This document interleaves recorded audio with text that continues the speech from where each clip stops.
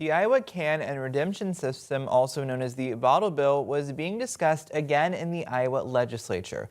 Local 5's Brandon Wynn spoke with advocates on what they say is a huge need. Every time you redeem a carbonated beverage can in Iowa, you get 5 cents. That's made possible by the Bottle Bill. And this year in the Iowa legislature, future changes to the bill are part of an ongoing conversation.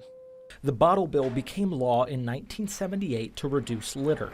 This year, House Study Bill 661 proposed letting people return more types of drinks for money, including non-carbonated ones. First and foremost on people's minds back in the late 70s, early 80s was litter and cleaning things up. Troy Willard, the owner of the Can Shed, says the bill has reduced litter, but in 2026, some Iowans have asked whether recent changes have done more harm than good. They added a caveat, and the caveat was the bill is meant to be adaptable and work with whatever changes were going to come in the future.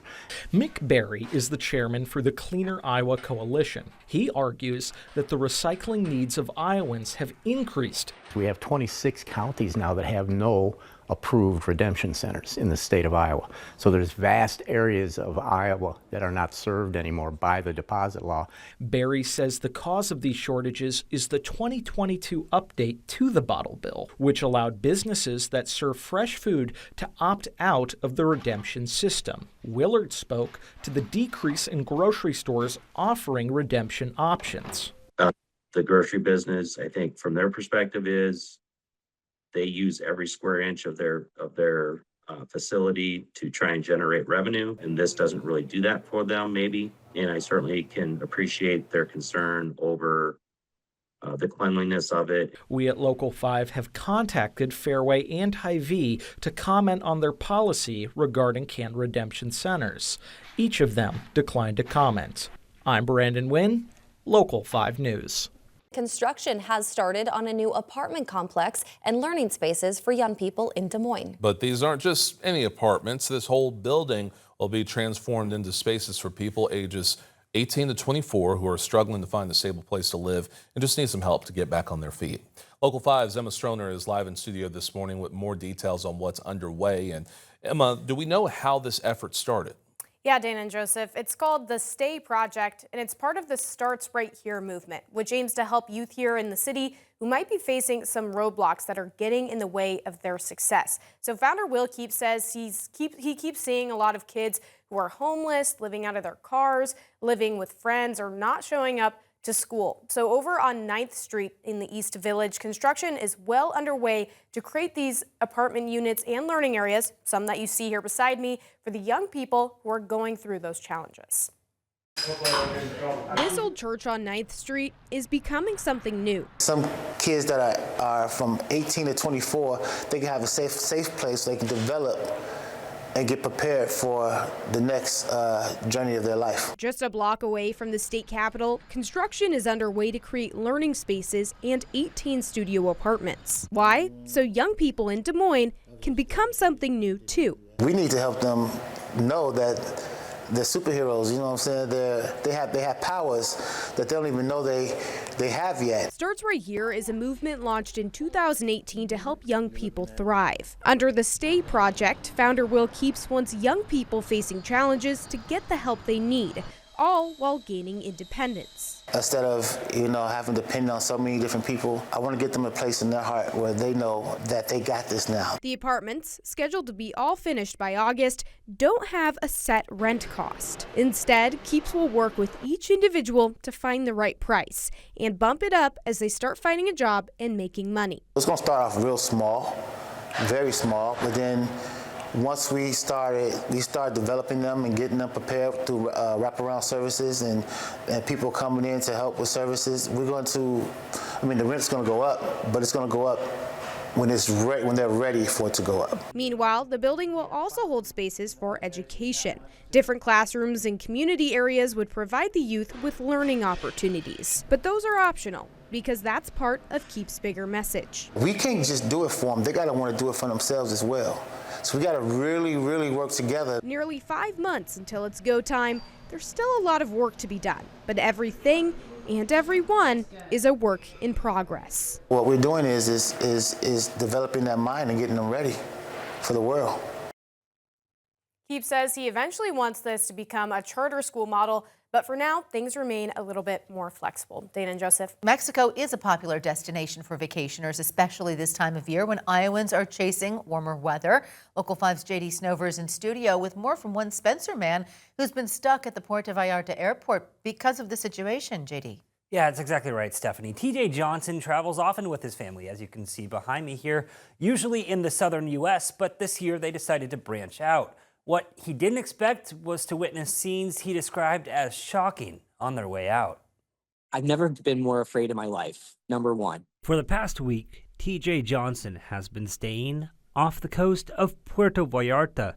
His family was supposed to fly out Sunday, and while they were able to get a cab to the airport, what they saw on the way left them shaken. When we got onto the road, it was eerie because there were no cars on the road, but there were burning buses and burning taxis. He did not stop anywhere. He continued to drive.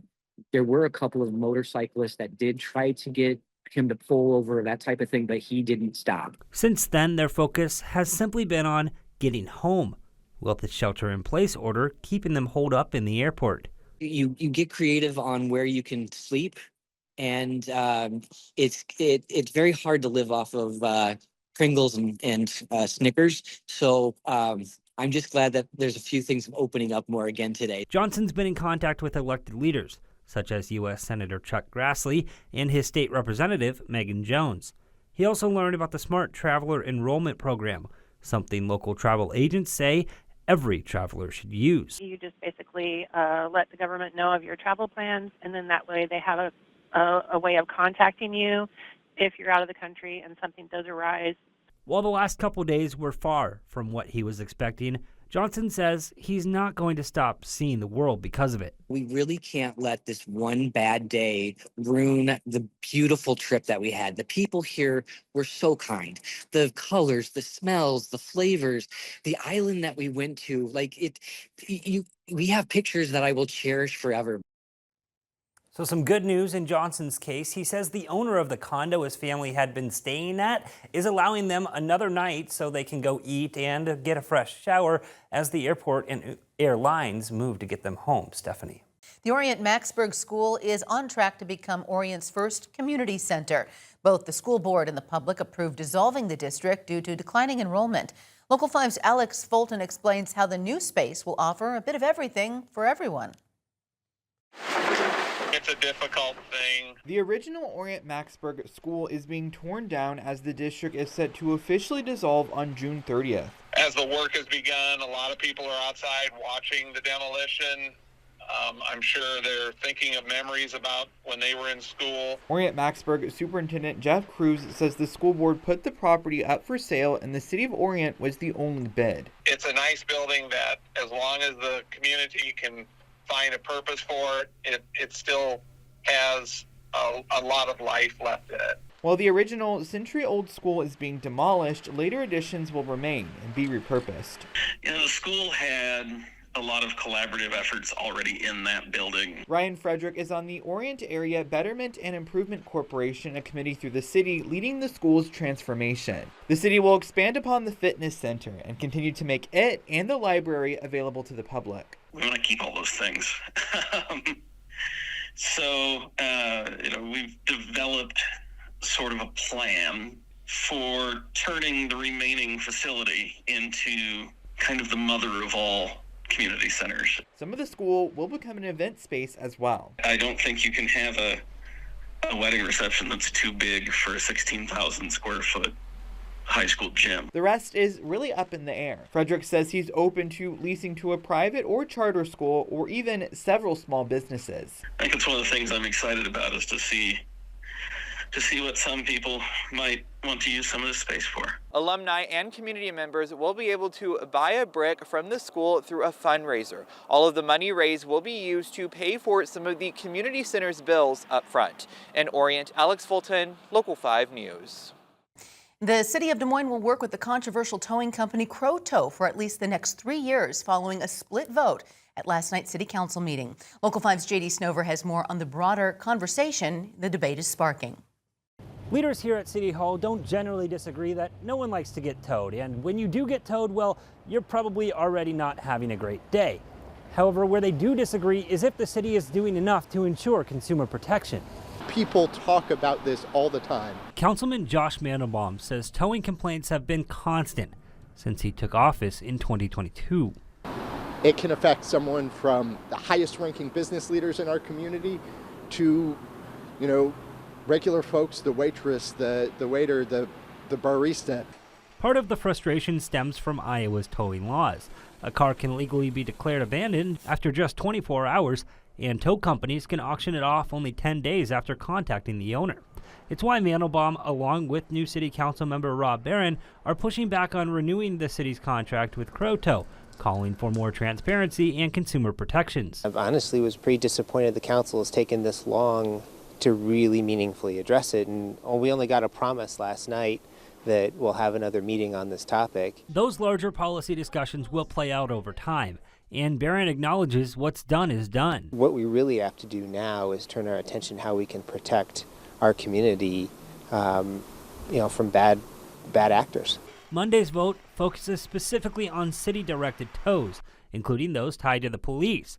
The new agreement does make some changes, ensuring 7-day-a-week access for people trying to retrieve their vehicles and requiring Crow to accept credit cards. We've had no complaints about our particular contract with the city.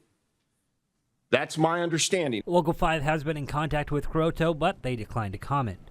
In Des Moines, I'm J.D. Snover, Local 5 News. Most Iowa farmers don't use cover crops, according to research from Iowa State. This is a proven strategy to reduce nitrate levels in waterways. Local 5's Alex Fulton is here to explain what cover crops are and the impact of them. Alex. Well, Stephanie, cover crops are a farming technique where crops like grass are planted after harvest season. The study says it's not enough to simply introduce farmers to this technique. They need support to truly reap the benefits. It's critically important to have practices like cover crops in place. A new study from Iowa State examined the use of cover crops in 2014, 2016, and 2018. Jay Arbuckle was one of the researchers who found that only around 23% of Iowa farmers use the technique. I think over time, the proportion of farmers using cover crops and other conservation practices is increasing.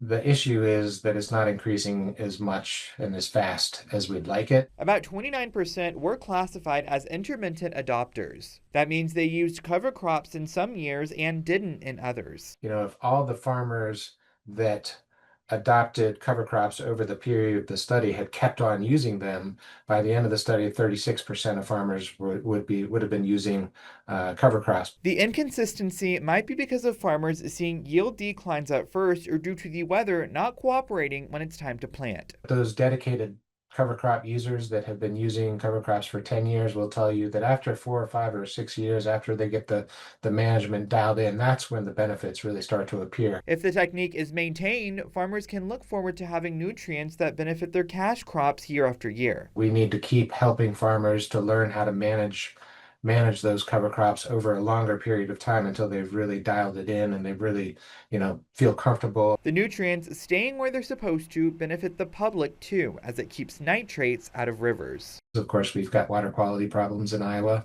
Cover crops can also help with that. They're actually one of the most important and effective conservation practices to help with that. Now, the researcher estimates it will take 7.5 million acres of cover crops to really improve water quality. Iowa isn't anywhere close to that currently. Stephanie. As a death investigation involving a 14-year-old in Urbandale continues, experts say the tragedy reflects a growing national trend. Local 5's J.D. Snover is in studio with what data is showing and how families can help prevent it. Yeah, that's exactly right, Stephanie. Experts say it all starts at home. It's not an easy conversation to have with your children, but leading by example is the best way to do it. The death of a 14-year-old in Urbandale is one part of what experts call a troubling national pattern. Data shows firearms are now the leading cause of death for children and teens, something University of Iowa Vice President of Research David Schwabel studies closely. We need to work together as a society to use firearms in an appropriate, safe, recreational manner if you choose to do so, but not to use them to kill our children, not to use them to kill people. If families do choose to keep guns in the home, Schwebel says training should be tailored to a child's age and taken seriously. We are providing some initial research evidence that by age 10, with proper training, extensive training, kids can use firearms safely on their own. Obviously, by age 13, 14, 15, children are using guns and can use guns safely. Data from the national nonprofit KFF shows firearm deaths among children and teens rose nearly 50% from 2019 to 2021, and 62% of those deaths in 2023 came via assault. Schwebel says one of the biggest tools parents have when it comes to violence specifically isn't a lock or a safe, but their own behavior. Children are watching us. Do we take a deep breath, take a moment to ourselves, and then talk it out? Or do we resort to anger, violence, even firearms? Now, Schwebel says even if you don't keep guns in your own home, your kids will likely still be exposed to them elsewhere. So these conversations and behaviors are still vital. Well, it was a historic State of the Union speech last night, the longest in history. In it, the president mentioned Iowa and gas prices. Local 5's Emily Carlson fact-checks President Trump's comments. Emily. Well, Stephanie, last night the president mentioned gas prices in 2021, and he was factually correct when he said it reached a peak of over $6 a gallon in some states. Then, however, he said that when he was in Iowa a few weeks ago, he saw $1.85 per gallon. We're going to call this statement by the president misleading. President Trump was in Iowa on January 27th. According to AAA, the price for a gallon of regular gas is $2.59 today, and an average of $2.36 per gallon since the beginning of the year. So it is not possible that the president saw $1.85 per gallon when he was here if he was talking about regular gas. AAA says the president, however, could have seen that price for a different type of fuel.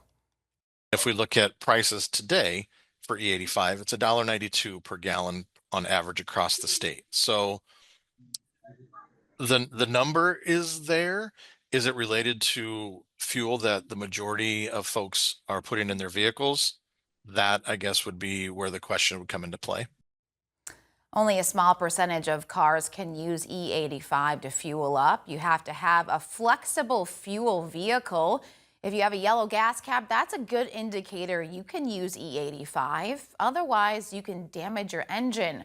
Proponents of higher ethanol gasoline blends cite lower greenhouse gas emissions and reduced reliance on foreign oil. The primary ingredient in the production of ethanol is corn, which of course, Iowa produces the most corn out of all of the states in the U.S. Meanwhile, regular gas prices are trending up right now. They rose 14 cents a gallon over the last week, but they are still down 40 cents over last year. AAA says this time of year, typically gas prices go up because folks are getting out more and driving further distances, but they add that prices shouldn't spike too significantly. Ankeny School's new hands-on learning facility for high schoolers is officially named the Innovation Hub. Last November, voters approved a bond package to fund the project. Local 5's Alex Fulton has details on the district's vision. The Innovation Hub, or just the Hub, will go up here on the south side of Northview Middle School. It will be a first for the Ankeny School District, operating as a place to prepare students for countless real-world careers. It's really working on solving problems and working together with your classmates to accomplish learning goals. Ankeny School's spokesperson Samantha Aukus says the Hub will expand the number of hands-on courses for high schoolers. We don't currently offer courses in health sciences or agriculture, and based on our data, health sciences is one of the top career fields that our students are interested in. Many of the career fields are already offered at both of Ankeny's high schools, and in some cases, one or the other. It just made more sense to centralize it and to bring our students from our two high schools together and support their learning in one space. There will be a space for health sciences that mimics a real hospital and an actual garden for agriculture. One of the more unique features that we expect expect to be offered are sort of micro courses where you can take a week or 2-week kind of dip into something and get a better feel for your interest level in it before committing. The $80 million facility will help students start thinking of their futures while they're still in high school. We want our students to be exposed to a lot of different career fields to help narrow their what's next plan. So what's next after high school for them? The middle school softball and baseball fields will have to be moved to make way for the hub. They will be relocated to a new facility on the south side of Ankeny. Construction on the hub is set to begin in April, and it will open for the 2028-29 school year. In Ankeny, Alex Fulton, Local 5 News. And some folks here in Iowa are observing Ramadan, which just started right about a week ago. It's the 9th month of the Islamic year. That's a time of fasting, of prayer, and also for reflection. Local 5's Emma Stroner is live in studio. And Emma, I know that there's one school district here in the metro that's now expanding how they're supporting students who are fasting.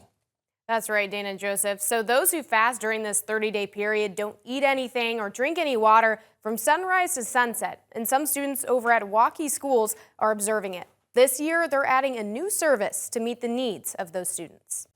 Waukee is growing. If you live in the metro, you probably know that. It seems like a new store is opening almost every day. But it's not just new businesses. New people, they're coming too. This community has changed quite a bit. As the population grows, more students are enrolling at schools in Waukee. Right now, some of the students are fasting for religious reasons, a big one being Ramadan, which in 2026 is from February 18th to March 19th. We want to prepare teachers for Ramadan and what they could look for with our students. Ramadan comes at a different time every year, but it's the first year Waukee schools decided to offer grab-and-go meals for students who aren't eating during school breakfast or lunch. Families could sign up for the meals. They then will get them at the end of the day, and then they can take the meal home and break their fast with their families. Waukee teachers are also holding a quiet space for students to pray or relax while other students eat, all while giving them some extra support as they fast. Maybe at recess they need to have like a break, or if it's during PE and they maybe don't have as much energy as normal. Accommodations are only part of what's happening at Waukee schools. Students are also teaching each other about what exactly Ramadan means. Mrs. Grotness, we have a specific student that is in her classroom, and he shared a book all about Ramadan with his class, and then the class was able to ask him questions. Meals, quiet spaces, and lessons. Why? Because like I said earlier, Waukee is growing. As it's continued to grow, our school culture has changed because we have a much more diverse population, which is such a great opportunity for all kids. And so is the ability of staff and students to welcome everyone with open arms. It's about how can we build a community that honors and respects everyone. A spokesperson for Waukee schools tells me those grab-and-go meals are being offered to any students who are fasting. So not just those observing Ramadan, but students who are not eating for other religious reasons. Joseph? Well, a disagreement over property taxes has put the future of Waukee's Kettlestone Sports Complex in question. Local 5's J.D. Snover has more on the case, now headed to court, and why the complex is listed for sale. Less than a year after it first opened, the Kettlestone Sports Complex here in Waukee is up for sale. And that's because the Ames-based nonprofit who owns it says they can't foot the tax bills. The 140,000 square foot Kettlestone Sports Complex finally opened its doors in the spring of 2025, and it's already hosted hundreds of young athletes. But behind the scenes, the Iowa Youth Athletic Foundation, or IYAF, says it's been locked in a costly dispute with Dallas County over whether this facility should be considered tax exempt. The nonprofit says that Waukee city leaders shared the same understanding when this project began. According to a lawsuit, the county's assessor reached a different conclusion, valuing the property at $19 million in January of 2025 before construction was complete. The filing claims that level of taxation alone could force a sale, and in a statement to Local 5, attorney Todd Lance says that's now the situation. Writing, quote, "To protect Iowa youth's ability to continue its charitable mission, it has been forced to explore a potential sale." The organization says a sale could push the complex into the hands of a for-profit operator, shifting its focus from serving athletes to generating revenue. IYAF says that over the last 8 years, it's covered nearly $1.5 million in scholarships for young players so that families aren't priced out. But the assessor sees it differently. In a statement to Local 5, attorney Pat Burke says the issue is procedural, not personal. Burke says the nonprofit repeatedly left questions unanswered during the process, but adds it now has the opportunity to provide that information through the lawsuit. Now, the non-jury trial on whether this is a tax-exempt property, that's set for April. In Waukee, I'm JD Snover, Local 5 News. Tonight, Iowa farmers are demanding answers after Congress blew past the deadline on a bill that would provide some stability for farmers and more options for drivers. Local 5's Emily Carlson joins us in studio to explain the frustration. Emily. Well, Stephanie, yesterday was the deadline to approve a permanent legislative fix that would give consumers year-round access to E15. After an impasse in January, House leaders established an E15 council tasked with striking a deal no later than February 15th and sending the legislation onto the House floor no later than February 25th, which was yesterday. That didn't happen, and farmers are frustrated. Iowa farmers say E15 is a no-brainer. Right now, gas in the U.S. includes a blend of about 10.5% ethanol. Each percentage point after that increases will take 490 million bushels of corn off the market, which farmers can sell to eliminate carryover and help stabilize their businesses. It's no secret that many Iowa farmers are hurting right now. They saw the E15 legislation as a bright spot in what is currently a bad situation. We've got customers that want it. We've got farmers that can produce it. And really standing in the middle is Congress not wanting to get it passed or get the job done. About 33% of total U.S. corn production goes to ethanol. Making E15 available would increase demand for corn by 2.4 billion bushels a year. But as it stands now, federal law restricts the year-round sale of E15 in many parts of the country because of an outdated regulation from almost 50 years ago. Drivers could see savings too. E15 is about 10 to 30 cents per gallon cheaper than regular gas. I talked to another farmer from Northeast Iowa today, and he told me he's been in contact with Iowa Representative Randy Feenstra's office and that talks are happening right now to write new legislation. We did reach out to Representative Feenstra's office to see where that stands, but we have not heard back. Stephanie. DART is looking to enhance its real estate, and they're eager about some financial support they're getting. Local 5's Brandon Wynn spoke with the transit agency on what changes riders can expect. Major changes are on the way for DART in 2026, and a $20 million grant is going to bring some much-needed updates. Des Moines Area Regional Transit, commonly known as DART, is building a new operations and maintenance facility. The new building would house buses in office space and act as a body shop for the organization. The Federal Transit Administration funded the grant. The facility we are standing in today is more than 50 years old, has been flooded multiple times, and is now being surrounded by a lot of residential development that we're no longer a fit for. DART CEO Amanda Wenke shared how this new facility gets them closer to achieving DART's long-term goals. It will also allow long-term for the land we are on, which is near a lot of residential and other development, to be redeveloped in the years to come and help further our economic growth in the region as well. This grant comes as DART gets ready to roll out its new bus routes this summer. The campaign, known as Reimagine DART, aims to redesign DART's current routes to be both more efficient and rider-friendly. This also comes as communities like Bondurant and Pleasant Hill have both voted to opt out of DART services starting in June 14th, which means less funding for DART. DART provides nearly 4 million rides a year within our community, and it's really important that we use every investment we have to make sure we are being both safe and efficient in the operations we provide. Brandon Wynn, Local 5 News.